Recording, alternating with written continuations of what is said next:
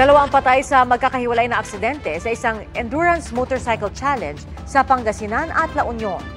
Saksi, si Russell Simorio ng GMA Regional TV, 1 North Central Luzon. Humandusay sa National Highway sa Barangay Bunuan, Bukid, Dagupan City ang rider na si Dexter Dizo matapos mabangga ang kanyang motorsiklo ng isa ring motorsiklo na kalahok sa isang endurance motorcycle challenge. Wasak dito niya. Makikita mo yung buto niya. Inaano pa ng balsa. Ito po yung nangyari dito sa Boss Ironman na to. Etong endurance na, lintik na endurance to, itong Boss Ironman. Makinig ko kayo sa akin, ha? Kung sana kayo-kayo lang yung namamatay, okay lang sana eh. Kaya lang nakakaperwisyo kayo eh.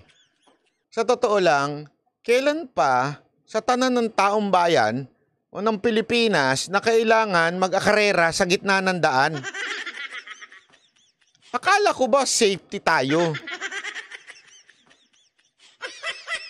Safety, mag-uunahan kayo. Tas sasabihin ninyo may speed limit. Tas sasabihin ninyo, alam nyo yan, taon-taon maraming namamatay at hindi lang ibinabalita. Ngayon nga may iba pang marami na daw ang namatay. Kasi meron kayong GC, alam nyo yan eh. Meron kayo eh. O, di ba? Ang daming nadidisgrasya dyan, and yet, paulit-ulit taon-taon. Akala ko ba safety? O baka naman pera-pera na lang din kayo? Yung totoo. Safety ba o dahil mataas ang registration? Kasi mataas ang registration dyan. I think 5,000 ata. O, tapos ilan ang sumasali dyan? Milyon din ang kinikita ng organizer. Hindi ko maintindihan bakit pinapayagan to. Lalo na yung ang dami-daming rider dyan na senador. Hindi ko na kayo papangalanan, kilala nyo kung sino kayo. Tama pa ba sa inyo to? Yung totoo, tama pa ba sa inyo to? Meron pa nga nag-trending yung dalawang kasali. Sinuntok yung parang bystander. Alam nyo, sasabihin ng iba, baka kasi gago rin yung bystander. Oo, sabihin na natin, pero tama ba yun? Suntukin? Tapos may mga dahilan pa dyan nagsasabi, kahit naman walang ganyan, may disgrasya. Gago rin ano? Tanga rin? Hindi, yun ang totoo eh. Tanga rin eh. O, sabi nito isa, 7,000 plus registration pa, or something like that. O, hindi ko sure kung ano yung exact amount ha. Pero, sa ibang bansa nga eh, di ba? Bawal ang karera, may speed limit. Sa atin, karera nasa kalsada. Anong kagaguhan yan? Senator JB, Senator Bato, hindi nyo alam yan? Ano kayo, senador, gumawa kayo ng batas laban dyan. O baka naman kaibigan nyo yung pinuno ng boss. Yun totoo. Kasi kung nakikita ninyong mali na pala itong nangyayari, bakit hindi kayo gumawa ng batas? Natatakot kayo sa mga rider? Wala pala kayong mga bayag. Tinawag pa kayong senador. Ito, seryoso ito ha. Alam nyo, delikado yan. Sir, ma'am, alam nyo yan. Delikado yan. Kahit ba sabihin natin in-extend na yung oras, kasi dati parang may certain oras lang eh. O ngayon, in-extend na yung oras, nilalagyan ng machine, pero sinisira din yan. Alam nyo naman siguro yun. Don't tell me hindi nyo alam. Sinisira din yan. And, sabi mo, baka ma-disqualify. Oo. Pero alam ninyo, grabe ang bilis dyan. Kasi nga may mga kakilala tayo o si Boss Dada sumali dyan. Isa pa yan. Pero hindi na daw siya sasali. Dahil nga sa nakakaano yan. Grabe maniwala ko kayo sa akin. Hindi tama yan. Kahit ba sabihin ng iba, may madidisgrasya naman dyan. Kahit naman na walang ganyan. So, ibig bang sabihin, tanggalin na natin ng stoplight. Bakit? May madidisgrasya pa rin dyan. Kahit may stoplight na, may madidisgrasya pa rin dyan.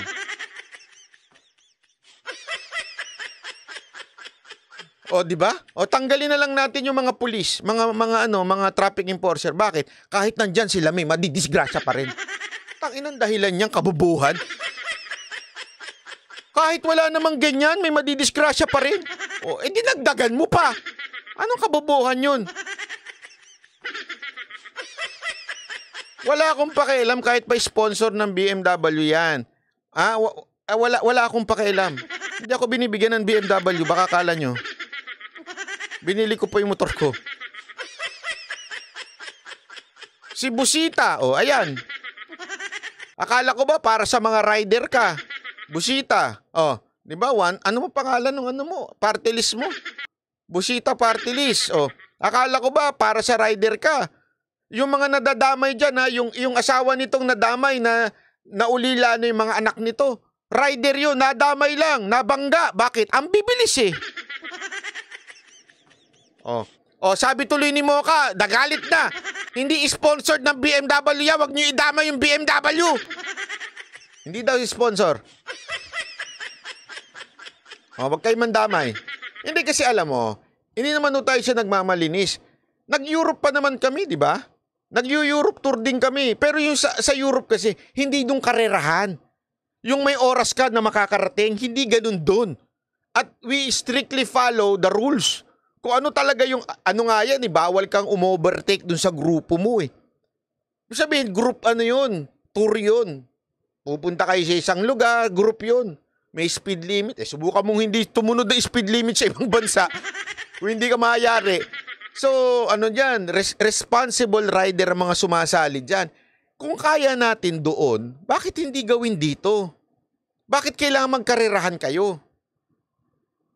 Yun totoo. Iboto nyo muna si Mocha para matanggal niya yan. Sabi kasi nito isa, Mocha Uson for Senator. Iboto nyo. Ngayon na naman kayo. Takbo ka. Di nyo binoboto. Diba? At alam nyo, maniwala kayo sa hindi, taon-taon yan. Ang daming namamatay dyan. May mga talagang, ang masama, sabi ko nga, kung sana yung namamatay lang yung kasali. Okay lang sana eh. Ginusto nyo yan eh. Pwede mayari kayo. Pero hindi eh. Ang namamatay po dyan kahit hindi kasali. Ang dami ho yan kasi may yan eh, pasapasa ng video yan eh. Ang dami kong video na mapanood na ganyan eh. Madadamay. Hindi lang motor na dadamay dyan ha, pati yung mga kotse eh. Pag nag-overtake na yan, naku po! Lalo na yung mga kamote na naka-sports bike. Huwag ganun, Banat Bay. Porkit naka-ano ka eh. Correct, payabangan dyan. Lalo na yung mga naka-Makati. Joke lang ha. Joke lang, Ducati. Mahal ko yung Ducati ha. Gagalit siya akin si Arnel. Arnel! Pagsabihan mo nga yung mga bata mo dyan! Mga nakapanigali! Hindi, alam mo, kawawa naman eh. Kawawa naman, naawa ako. Tinan niyo to ha. Doon, inaayos, kaya naka-skastip po. Nadami rin sa disgrasya ang isa pang kalahok sa kompetisyon. Humingi po sila ng sorry kasi nga wala naman talagang may gusto sa nangyari. Hindi, gusto nila yon. Anong... Magpatakbo ka ng 100. Alam niyo sa probinsya, kahit dire-diretso yan, ang daming dyan eh, yung, alam mo yun, mga tao, minsan hindi mo makita kasi endurance yan ha, para sa context nung iba. Alam niyo yung endurance, 24 oras gising sila. Magpapahinga lang yan in between, mga 1 oras. Kasi ganito lang, kaya nadidisgrasya yung mga yan, puyat. Puyat na, matutulog na, magpapahinga lang yan ng 1 oras, kailangan matapos nila yon in 24 hours. So magpapahinga lang ng konti yan. So medyo groggy pa, ganyan-ganyan pa yan, gigising yan para ituloy yung pagra-ride. Tapos yung speed mo, 100 plus. Saka nakakitang pinapayagan sa Pilipinas yan. Hindi naman sa nagmamagaling, dumalagpas din naman tayo sa 100 plus, pero hindi natin hinahabol. Magkaiba ho kasi yun eh. Pag may hinahabol ka, mahirap po yun. Kaya nga pagka group kami nag-ride, ayoko nasa likod eh. Bakit? Kasi hahabulin mo yung tendency mo para hindi ka maiwan, habulin mo yung nasa harap. Okay? How much more yan? Hinahabol mo yung oras. So kailangan mo talagang matapos. So talagang kagigising mo lang, nakatulog ka ng konti. Sabi nga ni Boss Dada, lumilipad na yung motor niya, tulog siya eh.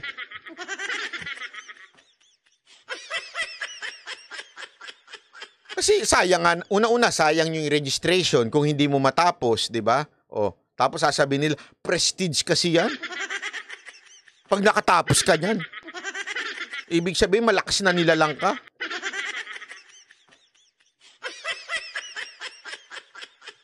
O, tapos ano pa ang mangyayari dyan? Isipin nyo yan, ha? Wala ka nang tulog, pagod ka. Yung ano mo, yung reflexes mo, mahina. So, sa mga probinsya pa naman, ang daming pusa.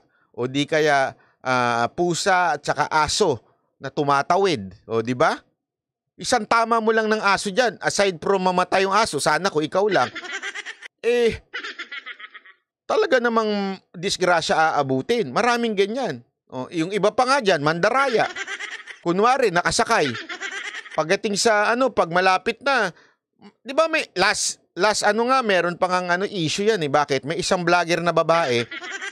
Yung ibang mga nandyan, ngarag na yung itsura nila. Yung babaeng vlogger, pagdating doon, fresh na fresh. Pinagbintangan nga yun kasi, kesyo baka naman nakasakay doon sa kotse niyang nakasunod sa kanya, tapos bababayan para magpalit sila ng driver. Oh, ganun. Kaya naging issue yan eh. Hindi mo naman mababantayan kasi lahat yan. Yung kung sakaling may ganon, yung bigla lang sasakay. Ay, naku. Basta lang masabing, ako Iron Man ako eh. Ano naman pakialam namin kung Iron Man ka? Bakit? Kinaano mo ba yun? Kayo lang naman ang proud dun. Malakas na nila lang ka ba porket nakatapos ka niyan? O pag i-introduce natin si Boss Dada, Boss Dada, the Iron Man finisher, ganon? O ano naman kinatuwa dun? Sana kung ikaw ay Philippine Looper. Yan! Nakatulad ni Madam Mocha Uson. Naikot ang buong Pilipinas gamit ang motorsiklo. Nang sumusunod sa batas. Yan! Hindi nangangarera. Yon! Responsableng rider. Yon! Kaya nga nung nagpaalam si Mocha sa akin, sali kaya ako dyan? No, sabi ko. Kasi babanatan ko yan. Madadamay ka pa. Mas matikas ang Philippine Looper, oh, 'di ba? Actually, nung nag-meet namin si Pangulong Duterte, yang kagad ang binida ni Mocha. Sabi ko to si Mocha, galing bida-bida. Hindi, talaga sabi ni Mocha kay Pangulong Duterte, Mr. President, Philippine Looper na ako. Eh di si Pangulong Duterte, tuwan-tuwa naman. Wow, so proud of you. Bida-bida? Sabi ko, ako, European Looper. Siya din, European Looper. Bida-bida ka! Mocha! Huwag ganon! Hindi, alam mo, kung gusto nyo naman maging matikas, pwede naman kayo maging Philippine Looper. Ikutin nyo. Enjoy. Kasi walang enjoyment dyan. Payabangan lang yan. Yung Boss Iron Man, payabangan lang yan. Hindi mo nga ma-enjoy yung nature dyan. Paano mo ma-enjoy nature? Nagmamadali ka, hindi ka pwedeng gumanon. Di ba? Magbangga. Subukan mong tumingin dyan. Sa ibang... biglang kang titingin sa, wow, ang ganda ng bundok. Ah! Di ba?